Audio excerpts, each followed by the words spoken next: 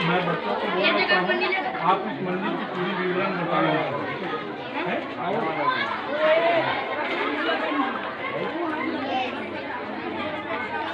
ओ भारत माता की, भारत माता की, भगवान माता की, शनि महाराज की, राधे कृष्ण भगवान की, विश्वकर्मा भगवान की, महारानी लक्ष्मी की, माँ लक्ष्मी की, भगवान शंकर की, भगवान गणेश की, भगवान कार्तिक भगवान की, भगवान अर्धनारीश्वर भगवान की।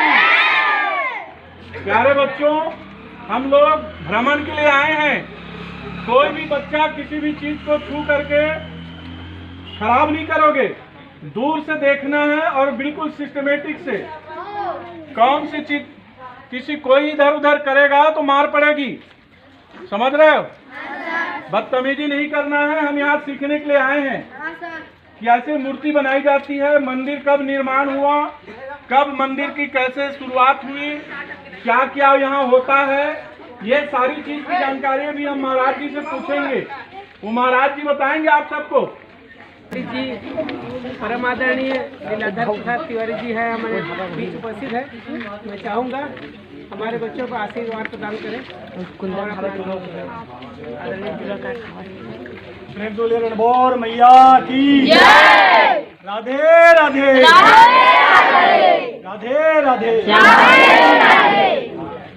रणभौर माता की बड़ी कृपा है कि हमारे ग्राम कुंदरू में हमारे शिक्षक समुदाय जो कि मंदिर प्रांगण आज से 12 साल पहले से निर्माणाधीन है, और ये पहला अद्भुत ऐतिहासिक घटना है आज का दिन कि मंदिर में जो है हमारे शिक्षक समुदाय के साथ साथ हमारे सभी बच्चे यहाँ उपस्थित हैं।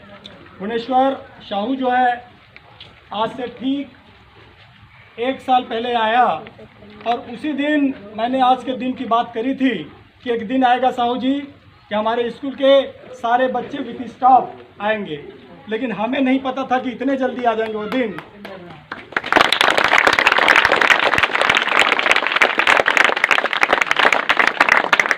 तो हम जो है मंदिर के इतिहास के बारे में जाएं, उससे पहले आदरणीय शिक्षकगण जिनके माध्यम से हम सब यहाँ उपस्थित हो पाए, अपने सभी शिक्षकों के सम्मान में जोरदार ताली हो जाए।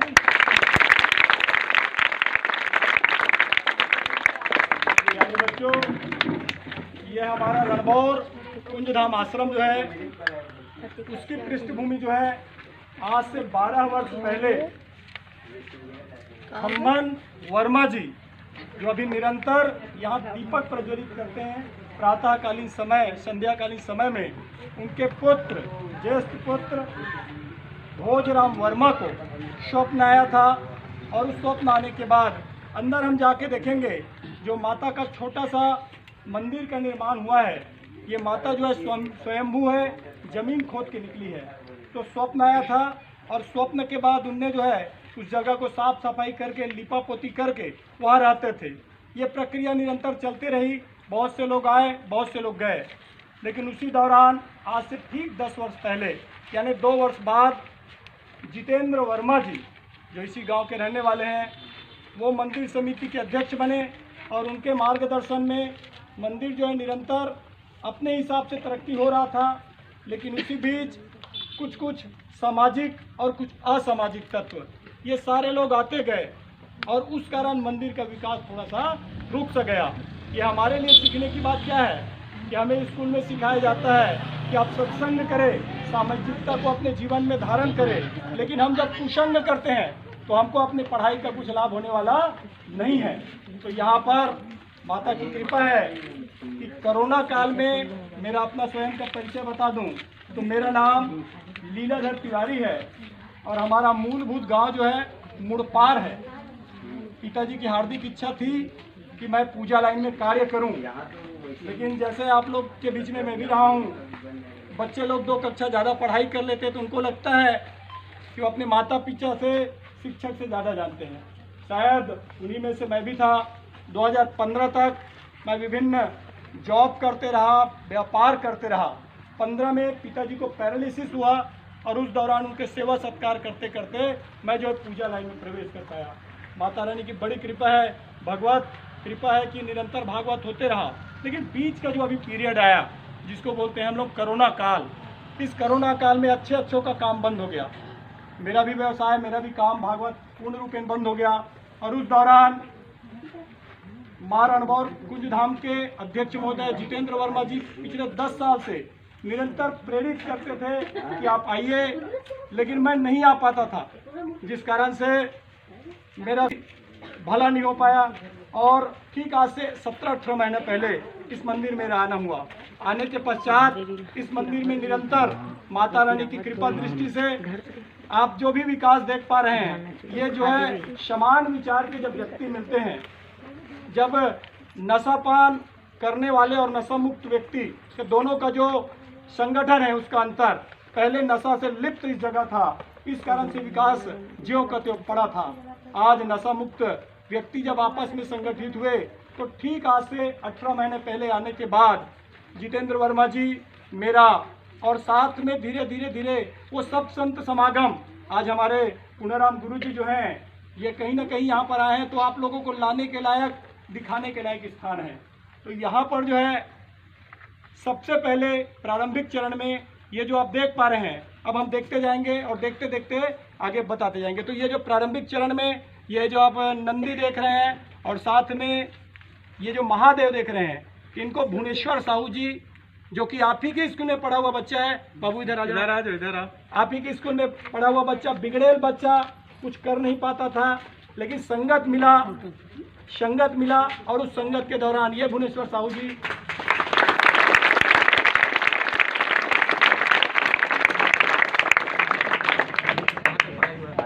हाँ, ये जो है हमारे कुंदरो स्कूल से 8वीं तक पढ़ाई किए हैं। मिट्टी का गणेश बनाते थे। ठीक 1 वर्ष पहले माता रानी की कृपा दृष्टि इनके परिवार पर पड़ी, जाना हुआ, यहाँ आना हुआ और इनका जो है पहला जो सीमेंटेड मूर्ति है वो ये है आपके सामने जो दिख रहा है, नंदी और ये जो महादेव है, ये पहला मूर्ति। इस मूर्ति से प्रभावित होकर हमारे अध्यक्ष महोदय और जितेंद्र वर्मा जी जो है वो अर्धनारेश्वर जो आपके सम्मुख दिख पा रहा है, यहाँ अर्धनारेश्वर है, वो अर्धनारेश्वर का निर्माण भुवनेश्वर के द्वारा।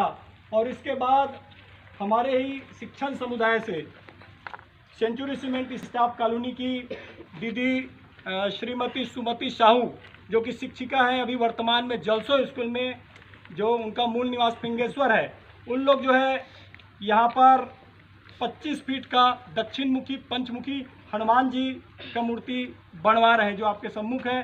साथ में जब हम प्रवेश करते हैं तो अंदर प्रवेश करते ही आपको जो है स्वयंभू माता का दर्शन मिलेगा और वो जो छोटा वाला जो गुंबज बना है वो टूट जाएगा और पीछे बहुत भव्य सा सप्तशती, दुर्गा सप्तशती जिनके 8 हाथ होते हैं, वो माता की झांकी मिलेंगी। पीछे जो है आचार्य का कक्ष है, बीच में मंदिर में दीपक जलाने वाले खम्बन जी का कक्ष है और उसके पीछे जो है ज्योति कक्ष है, जो निरंतर 12 साल से ज्योति जलते रहा है, प्रज्वलित होते रहा है। पिछले साल कोरोना काल की विपरीत परिस्थिति में भी हमने लुका के छिपा के जो है लगभग 21 ज्योतियों का प्रज्वलित करने का प्रयास किया, माता का सेवा का प्रयास किया। आप सभी बच्चे यहाँ आए और इस अद्भुत ऐतिहासिक जो बनने वाला है उसकी इतिहास का हिस्सा बनने वाले हैं, क्योंकि इन्हीं बच्चों में से आप 9, 10, 11, 12 के बच्चे हैं, तो इन्हीं बच्चों में से आने वाले 4 साल बाद कोई उच्च स्तरीय गवर्नमेंट के जॉब में पद में रहेंगे, तो वो सारे बच्चे जब दोबारा निरीक्षण के लिए आएंगे, अपने बचपन के फोटो देखेंगे कि उस समय भी हम आए थे और आज भी आए हैं। तो निश्चित रूप से परमात्मा की बड़ी कृपा है, सत्संग का बड़ा महिमा है। छोटा सा एक कथा सुना दूं आपको, क्योंकि भागवत में है और अब बच्चे भी आए हैं, तो थोड़ा सा कथा, एक छोटा सा 2 मिनट का कथा सुनाते हैं। कथा बड़ा है लेकिन यहाँ पर छोटे लेवल में अपन बताते हैं सत्संग का क्या इंपॉर्टेंस होता है। ठीक है, कथा का दृष्टांत ये है कि दो मित्र है, आप लोग आपस में संगत करते हैं, संगत को समझिएगा। दो मित्र है, एक मित्र जो है गोबर में रहने वाला कीड़ा, क्या बोलेंगे उसको? हाँ जी, गोबर्रा कीड़ा। और दूसरा मित्र है भौरा। ठीक है, दोनों मित्र हैं। अब दोनों मित्र तो मित्रता तुल्य गोबर्रा कीड़ा जो है वो भौरे को आमंत्रित करता है सत्कार के लिए। भौरा जब आता है तो देखता है कि सभी तरफ दुर्गंध आ रही है, बदबू आ रही है, उनको अच्छा नहीं लगता, अपने आप में असहज फील होता है, अनकंफर्टेबल जोन में चला जाता है। उनको लगता है कि मैं किससे मित्रता कर ली। उसके बाद वो गोबर्रा कीड़ा गोबर से निकलता है और उसके बाद पुनः सत्कार ग्रहण करने के बाद भौरा बोलता है कि मित्र आप भी हमारे यहाँ आइएगा।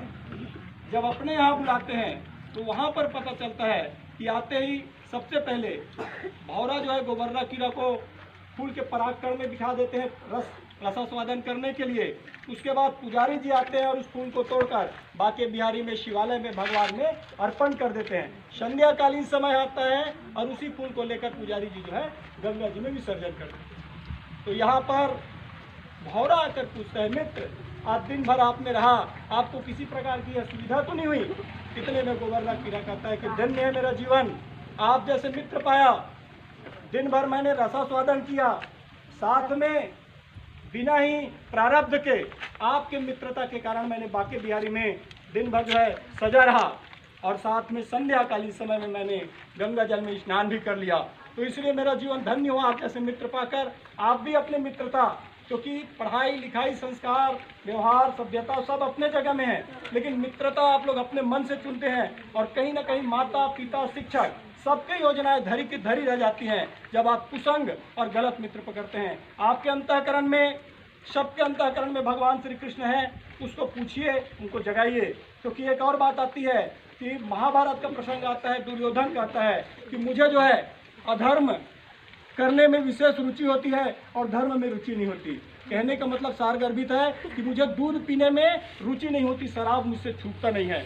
क्यों? क्योंकि मेरे अंदर में कुछ ऐसा है जो मुझे हमेशा खींचता है कि मैं शराब पीऊँ। इसलिए क्योंकि उसके अंदर में कौन था?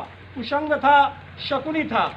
लेकिन वहीं पर अर्जुन भी अपनी दुर्बलता के कारण जब हथियार छोड़ देता है तो वहाँ भी अंतःकरण में उसके विराजमान भगवान श्री कृष्ण जो है उन्हें तत्व ज्ञान देते हैं, साक्षात्कार कराते हैं और इसलिए वो जो है मजबूत होकर आता है। आपके शिक्षक आपके साथ है, उस अर्जुन के रूप में आकर उनसे आप तत्व ज्ञान लीजिए, माता पिता से सीखिए, गुरुजनों से सीखिए और अंतर में आपके अंतःकरण में हृदय में विराजमान उस भगवान कृष्ण को जगाइए, जिससे आप जो है समाज में एक प्रतिष्ठित कार्य कर पाएंगे। राधे राधे, जय श्री कृष्ण।